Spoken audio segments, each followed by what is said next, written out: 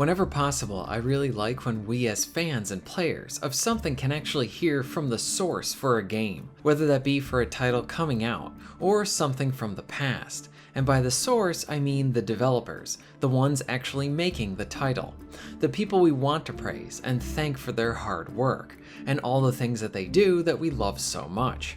We see a bunch of names sometimes as it pertains to what companies are involved in a project, but when you play a game, you honestly don't really know from the game itself who was doing what and all of that. When you get that clarification, or even just a peek at how the sausage is being made, so to speak, I think in some ways it helps us players, who many of us are not game developers, but just people who appreciate and enjoy the medium. It allows us to have a greater respect for something that we love.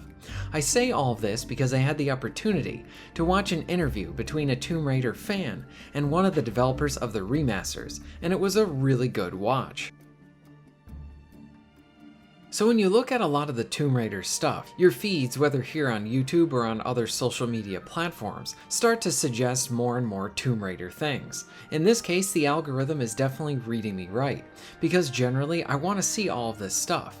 On Twitter, one fan was sharing an interview between another Tomb Raider fan and one of the developers on the 4 through 6 remasters. I figured why not give it a look and see what the developer had to say. First, I really want to give the developer credit for talking to the fans, like directly like this. Usually you might see someone more higher up, or even on the publisher side of things, being the spokesperson for a project.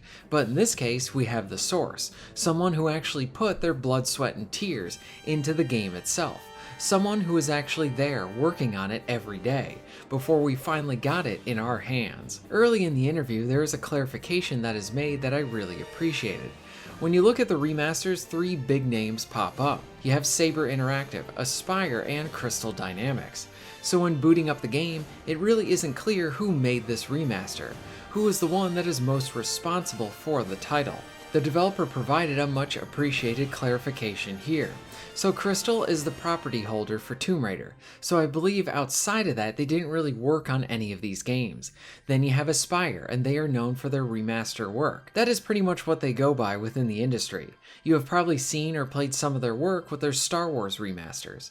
But in the case of this project, Aspyr are the ones who handled the publishing efforts for this game. According to the developer, Aspyr was not working on the remastered titles at all, but more so just in that publishing capacity. So I guess that would include stuff like marketing.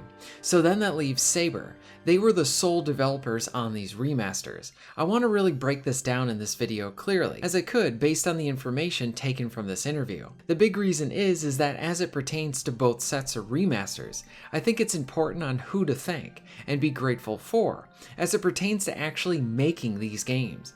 Like I said, you boot up the game and it really isn't clear which of the 3 companies and their roles are, who is actually developing it. Honestly, I was just under the impression that both Aspyr and Saber were working together to co-develop the remasters, sort of like Aspyr was lead and then brought on Saber as a means to complete the project too and assist.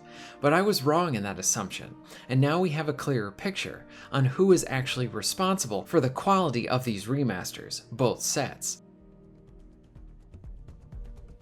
Something else I thought was interesting as it pertained to the development of the remasters was how this particular developer was a fan himself. Now, I don't mean in the case like he played the prior games, loved the character, appreciated it like that, but an even bigger fan of the games, especially in the capacity of game development. Previously, he worked on an HD project of some of the classic core design games, and apparently that is how he got hired for the 4 through 6 remastered project.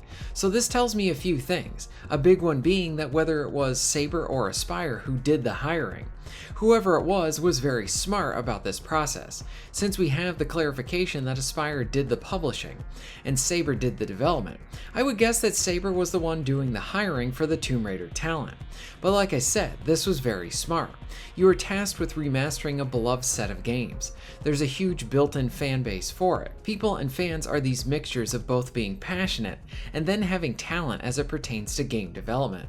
So in that case, if I was running the show, I would then look to see if I could get in contact with some of those talented fans and honestly offer them a job. Give them the opportunity to be able to work on an official Tomb Raider project.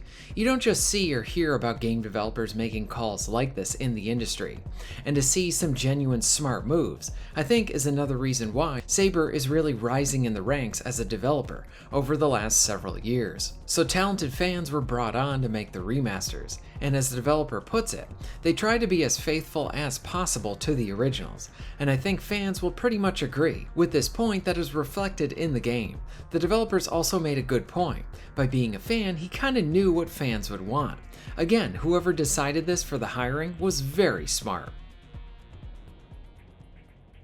A last bit of information I wanted to discuss as it relates to this interview was that it was revealed that these remasters were made in under a year. We just assumed that Saber probably started working on them for about a year, given that the first remasters released last year, and then now we got these new ones a year later. But that really wasn't the case. The developer provided clarification on this, along with saying that he and his team were faced with some really tough deadlines. I bring this up because I've been seeing in my comments within my videos with people asking for improvements to the remasters, especially with Angel of Darkness. Based on this interview, the developers are fully aware of a lot of the issues, and probably knew about most of them even when the game shipped. My guess with those deadlines, the remasters probably would have benefited from maybe some more time in the oven before it came out. At the same time, they are currently working on trying to create fixes and patches to address concerns from those passionate players. The developer here was saying bear with them as they work to address the many issues that the fans brought up. I really give the developer a lot of credit here. He didn't even make any excuses, but more so laid out what actually happened. Who was the one who created those deadlines, whether it be management at Saber or Aspyr or even Crystal? None of that was even disclosed. But what ended up being the case is that the remasters did have tough deadlines, and as a result, you had a talented team trying to make the most out of that situation and do the best with the time that was given to them. The silver lining is that they didn't just put this out, that they are just stopping development on it, like after the game came out, but rather just like with the first set of remasters, those requested fixes and patches are being worked on now. What the team will be able to work on and then deliver, we won't know until we start seeing that. One thing I have seen from researching other game developments for some of my retrospectives is that sometimes the developers are in a less than ideal situation, and they are trying to make the most of it and work best with those constraints. I do really want to give a lot of credit to the team at Saber that are responsible behind these remasters. I'm glad Crystal gave them the license to work on these, and it was even better when Saber was able to recruit fan talent for the project. I think that is exactly why fans have very much enjoyed these core design remasters. I do hope as well that more fixes and improvements can be made that are being requested by the fandom too. And at the same time, I do hope that this isn't the last time that Saber gets to work on a Tomb Raider project. I want to see the Legend games come back, continue Angel of Darkness, make a new classic Tomb Raider game, because one thing is certain, this Saber team needs to be working on Tomb Raider, especially for the foreseeable future. What are your thoughts on all of this? What do you want to see fixed with these remasters? Let me know all of this in the comments down below. If you're interested in supporting the channel, please check out my Patreon page. For just $1 a month, you can help to keep this channel going strong, and this allows me to be able to do more for my awesome audience. Please check out the links in the description and pinned comment for ways to support the channel. And most of all, thank you very much for watching.